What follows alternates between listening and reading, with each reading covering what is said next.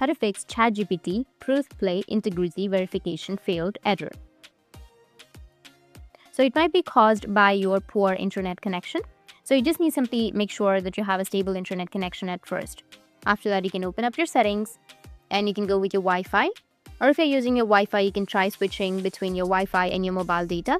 Once you've done that, you can try to sign in again on your ChatGPT and it should work. But if it's still not working, then you need to scroll down a bit and then you will find an option of apps. Tap on apps, go with manage apps, go with search and search for ChatGPT. Once you find ChatGPT, tap on it and then go with clear all data and then clear all of the data or just clear the cache. After clearing, your problem might be fixed. If that still doesn't fix your problem, then you need to go back and then open up your Play Store.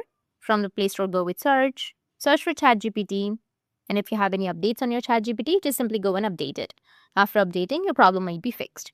That's it. And if you have any questions, feel free to comment below. Thanks for watching.